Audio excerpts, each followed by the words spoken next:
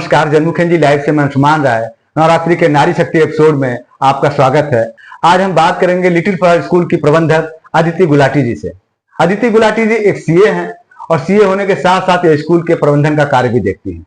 Little flower school Banaras के सबसे पुराने स्कूलों में से एक है। लगभग 62 ईयर हो गए इस स्कूल को। आज तीसरी पीढ़ी इस स्कूल को चला रही है। स्कूल की 5 ब्रांच हैं और इस स्कूल की क्या खासियत है कि आज तक कितने सालों से ये अपने पहचान को बनाए रखा है। इन सारे बातों के साथ साथ अदिति गुलाटी जी सीए होने के साथ साथ स्कूल प्रबंधन से कैसे जुड़ी, इन सारे विषयों पर आज हम बात करेंगे नारी शक्ति के इस एपिसोड में। मैं सीए अदिति गुलाटी, मैं यहाँ पे डिप्टी डायरेक्टर हूँ little flower school and college में। हमारे स्कूल की जैसे सर ने बताया 5 ब्रांचेस हैं, जिसमें से 2 सीबीएसई एफिलिएटेड है और एक कॉलेज है जो एफिलिएटेड है काशी विद्यापीठ से। कॉलेज का नाम little flower school of management and higher studies है, जहाँ पे अंडर ग्रेजुएशन कोर्सेज चलते हैं, जिसमें बीए, बीकॉम और बीएससी अभी शामिल है। मैम, आपका प्रारंभिक जीवन और प्रारंभिक एजुकेशन क्या रहा है? सर, हमारा एजुकेशन शुरुआत तो लिटिल फ्लावर से ही हुई थी जी। फिर जैसे उस टाइम पे सभी लोग करते थे, सीएचएस का एग्जाम देते थे और आज भी देते हैं जी। तो हमने भी दिया था, वहां सिलेक्शन हो गया। तो 6 से फिर हम सेंट्रल हिंदू गर्ल्स स्कूल में पढ़े। उसके बाद ग्रेजुएशन किया बीकॉम बीएचयू से। उसके बाद हमने सीए ज्वाइन किया, जो कि हमारी इनिशियल इंटर तक की सीए की जो इंटर्नशिप होती है वो एमबी गाबावाला जी के यहाँ से हुई थी। और उसके बाद फिर हम दिल्ली अर्नस्ट एंड यंग में चले गए थे। तो वहां से सीए कंप्लीट करने के बाद फिर हम जॉब में रहे ऑलमोस्ट 14-15 साल, जहाँ डिफरेंट अलग अलग एमएनसीज के साथ रहे। इसमें से अमेरिकन एक्सप्रेस थी, जहाँ एक ही साल रह पाए। उसके बाद जेनपैक्ट इंडिया ज्वाइन किया एज एन असिस्टेंट मैनेजर और उसके बाद सीनियर मैनेजर और एवीपी तक का पोस्ट वहां पे लिया। और जेनपैक्ट के बाद फिर हम कुछ कारणों से हमें बनारस आना पड़ा और हम फिर स्कूल में इन्वॉल्व हो गए।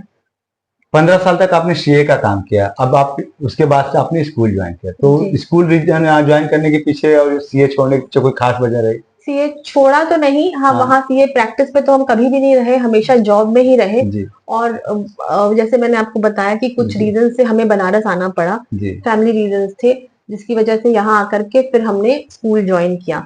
बट ये जो ट्रांजिशन था उसमें हमको लगता है कि सीए का जो भी हमने पढ़ाई लिखाई की वो बहुत ज्यादा हमें स्कूल को मैनेज करने में हेल्प कर रही थी। उसके अलावा जैसे हम एक आईटी डोमिनेटेड इंडस्ट्री में थे गुड़गांव में, तो वो हमें बहुत ज्यादा हेल्प किया स्कूल मैनेज करने में इन टर्म्स ऑफ, जैसे कोरोना जब आया तो सारे स्कूल जो है वो शिफ्ट हो गए ऑनलाइन मोड पे। तो हमको ऑलरेडी ऑनलाइन मोड का इतना ज्यादा एक्सपीरियंस रहा 13-14 साल कि हमको वो शिफ्ट करने में, वो ट्रांजिशन में बिल्कुल भी प्रॉब्लम नहीं आई, तो आसानी रही। तो वही चीज है कि कहते हैं ना, ज्ञान कहीं भी वेस्ट नहीं जाता है, आपकी शिक्षा कहीं बर्बाद नहीं होती। तो वो चीज हमारे आज तक हम उसको इम्प्लीमेंट कर रहे हैं और इतनी बड़ी दुनिया बाहर निकल के देखी है कि यहाँ पे उसको इम्प्लीमेंट धीरे धीरे करना शायद आसान है हमारे लिए ज्यादा। पिछले 6-7 साल हो गए आपको इसको स्कूल के प्रबंधन को देखते, आपने और भी क्या नया स्कूल में कोई नई ब्रांच आपके आने के बाद खुली या नया कुछ प्रयास किया? लालपुर की ब्रांच हमारे आने के बाद खुली, उसके बाद कॉलेज भी अभी हमारे आने के बाद ही खुला है।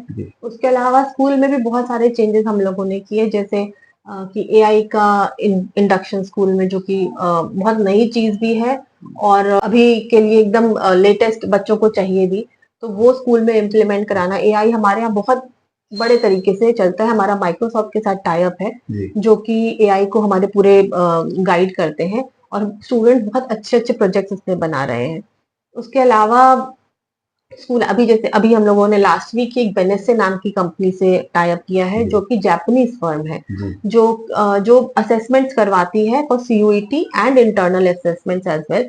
और उनके जो रिजल्ट्स होते हैं उनको बहुत ही ज्यादा इलेबोरेट वे में बच्चों को, टीचर्स को, एडमिनिस्ट्रेटर्स को और पेरेंट्स तक पहुंचाती है। तो एक बच्चे का पूरा करियर पाथ उनके थ्रू डिसाइड होता है कि वो बच्चा का इंटरेस्ट कहाँ पे है, उसको क्या ऑप्शन लेना चाहिए, सीयूईटी में उसको क्या हेल्प मिल सकती है, क्या गाइडेंस अवेलेबल है, वो सारा कुछ एंड टू एंड हमें एक पैकेज बना के देते हैं, जिसका अभी कॉन्ट्रैक्ट जैसे बताया लास्ट वीक ही हुआ है और इम्प्लीमेंटेशन अब अक्टूबर से शुरू हो जाएगा। तो ऐसी छोटी छोटी कई सारी चीजें हैं जो कि हम लोग स्कूल में ऐड करते रहते हैं। 62 ईयर हो गए, 6 दशक हो गए लिटिल फ्लावर को, तो आप क्या देखते हैं लिटिल फ्लावर उस शिक्षा व्यवसायीकरण की दौड़ में अपने को कहाँ पाता है? सर देखिए, हम जब ये स्कूल स्टार्ट हुआ था तभी से हमारा ये मोटो था, या हमारे जैसे हमारी दादी ने स्टार्ट किया तो उन्होंने उनका ये था कि शिक्षा को व्यवसायीकरण की तरफ नहीं लेके जाना है, उसको कमर्शियल रूप नहीं देना है। तो इसलिए स्कूल का नाम भी आप देखेंगे तो उन्होंने लिटिल फ्लावर हाउस रखा, लिटिल फ्लावर स्कूल नहीं है। उनको था कि ये बच्चों का एक दूसरा घर हो, जहां बच्चा के एट ईज फील कर सके, कंफर्टेबल रह सके, और साथ साथ अपनी पढ़ाई भी कर सकते हैं, और साथ साथ एक ओवरऑल अपनी पर्सनालिटी का डेवलपमेंट भी कर सके। ये बात मैं आपको बता रही हूँ 62 साल पहले की। आज एनईपी भी हमें यही कहता है कि बच्चे को बहुत ही एट ईज होना चाहिए, उसको किसी तरीके का कोई स्ट्रेस नहीं हमें देना है, और उसी के साथ साथ उसको पढ़ाई करानी है लर्निंग बाय डूइंग और एक्टिविटी मेथड से। तो हम इतने सालों से ये चीज प्रैक्टिस करते आ रहे हैं ऑलरेडी। तो वही मैं कहूंगी कि शिक्षा का कमर्शलाइजेशन एटलीस्ट हमारे प्रांगण में या किसी भी हमारे ब्रांच में नहीं है बिल्कुल भी। हमारा मेन फोकस एकेडमिक की तरफ होता है, और बच्चे के एक ओवरऑल या सर्वांगीण विकास जिसको हम कहते हैं उसकी तरफ होता है, कि बच्चा जब स्कूल से बाहर निकले तो एक ऐसी पर्सनालिटी लेके निकले कि उसको आगे अपने जीवन यापन में, लोगों के साथ एक सोसाइटी में रहने में, एक अच्छा सिविलियन बनने में कहीं कोई बाधा ना आए। स्कूल की व्यस्त लाइफ से परिवार के लिए आप कैसे समय निकाल पाती हैं?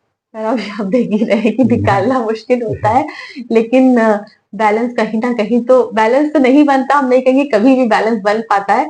कभी कुछ, कभी शायद काम कम और परिवार ज्यादा, कभी परिवार ज्यादा और काम कम, बस उसी तरीके का बैलेंस हर रोज चलता है। कहीं ना कहीं कुछ छूटता है, देखिए, या तो कहीं परिवार किसी दिन छूटता है, किसी दिन काम छूटता है, तो वो एक वही है कि एक बैलेंस लेके चलना पड़ता है बस। मैम, महिला सुरक्षा एक बहुत बड़ा मुद्दा है देश में, आप उसको लेकर आप क्या सोचते हैं? पर महिला सुरक्षा मुद्दा है, उसके लिए सबसे पहले हमें लगता है कि जो हमारे मेल काउंटर पार्ट है उनको एडवोकेट करना, उनको एक शिक्षा देना कि जो लेडी है वो उनकी माँ है, बहन है, घर में शायद बेटी भी है, तो उसका रिस्पेक्ट करना बहुत जरूरी है। जब तक मेल सेंसिटाइज नहीं होंगे, महिला सुरक्षा का कोई कुछ नहीं कर सकता है।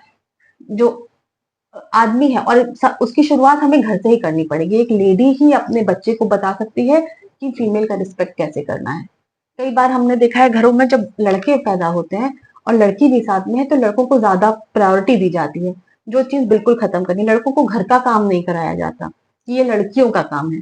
तो अगर हम लड़कों को इतना ज्यादा वो मैचो वाला शिक्षा देंगे कि उनको लड़का या आदमी बन के रहना है, तो वो ऑब्वियसली उनके मन में कहीं ना कहीं लेडी के लिए हीन भावना आएगी कि ये तो घर पे रहते का काम करना है, घर का चूल्हा चौका, जबकि ऐसा नहीं है।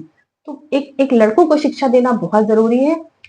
एक ये जो हमारे आजकल इतने ज्यादा जो केसेस हो रहे हैं उनको कम करने के लिए, या खत्म तो नहीं कह सकते कि कहीं होंगे, क्योंकि ये दिमागी एक बीमारी भी है इस तरीके की जो कि ये काम करवाती है। लेकिन कहीं ना कहीं मेल एजुकेशन बहुत जरूरी है। मेल को फीमेल का रिस्पेक्ट कराना, वो उनके बराबर की है, उनसे कहीं से नीचे नहीं है। महिलाओं की बराबरी के मुद्दे को आप कैसे देखते हैं? पहले से तो बहुत इम्प्रूवमेंट है। आज ही मैं पेपर में देख रही थी कि 25% जो गवर्नमेंट जॉब में गवर्नमेंट जॉब में वो लेडीज के पास है। तो पुराने की मतलब पिछले कुछ सालों की अपेक्षा आज की डेट में लेडीज बहुत अच्छा कर रही हैं, और शायद आगे चलते चलते ये इक्वेशन जो ये रेशियो है वो और बढ़े, और जो हम कहते हैं कि आधी आबादी, वो आधी आबादी एक्चुअली हर जगह हमें आधी आबादी दिखाई दे, चाहे वो काम हो, चाहे वो घर हो, चाहे कहीं पर भी वो महिलाएं हो। तो इम्प्रूवमेंट है, बट यस बहुत ज्यादा अभी और रिक्वायरमेंट भी है इसकी, जहां उनको और आगे बढ़ने की जरूरत है, घर से बाहर निकलने की जरूरत है, और ये जानने की जरूरत है कि वो कहीं किसी से कम नहीं है। अगर वो बाहर निकलेंगी तो वो अपना खुद एक जीवन यापन के लिए अपनी कमाई खुद कर सकती हैं, अपने परिवार को खुद पाल सकती हैं। उनको किसी की जरूरत नहीं है, किसी के ऊपर डिपेंडेंट नहीं होना है। और उसकी शुरुआत हमको लगता है तभी होगी जब हम अपने घर की सारी बच्चियों को एजुकेट करेंगे, और एक कोई प्रोफेशनल लाइन देने के लिए मोटिवेट करेंगे कि शादी तो करनी ही करनी है, that is a stage of life जो हमको पार करना ही है, बट उसके पहले आपको अपना इंडिपेंडेंट होना बहुत जरूरी है। और यही शिक्षा हम लोग को हमारे पिताजी ने शायद बचपन से, हम लोग 3 बहनें हैं, और तीनों को ये शुरू से कहा कि सबसे पहले आपको अपना इंडिपेंडेंट होना है, एक प्रोफेशन चूज करना है, उसके बाद आप शादी में जाएंगे। पॉलिटिक्स की ओर भी कोई रुझान है आपका? नहीं सर, बिल्कुल भी नहीं। लिटिल फ्लावर स्कूल को आप क्या खासियत देखते हैं? लिटिल फ्लावर, जैसे मैंने पहले भी कहा, ये स्कूल की तरह हम नहीं देखते, ये हमारे लिए फैमिली है, हमारा एक्सटेंडेड फैमिली है, जहाँ हमारा स्टाफ, हमारे बच्चे सब पार्ट ऑफ दैट फैमिली है। और जैसे नाम हमारी दादी ने शुरू में ही रखा लिटिल फ्लावर हाउस है, तो हम उसको एक घर की तरह मानते हैं। और यहाँ जो बच्चा आता है, जैसे हम अपने बच्चों का ख्याल रखते हैं, हम यही ट्राई करते हैं कि यहाँ आने वाला हर बच्चे का ख्याल उसी तरीके से रखा जाए। इनफैक्ट जो टीचर्स को भी हम लोग यही बोलते हैं कि आप ऐसा कुछ भी व्यवहार बच्चों के साथ नहीं करेंगी जो आप अपने बच्चों के साथ घर पर नहीं करती हैं। तो कॉर्पोरल पनिशमेंट आज की डेट में सीबीएसई ने बैन किया है, लेकिन हमारे यहाँ शायद पिछले 60 सालों से कॉर्पोरल पनिशमेंट बैंड है। किसी बच्चे को आप हाथ नहीं उठा सकते हैं।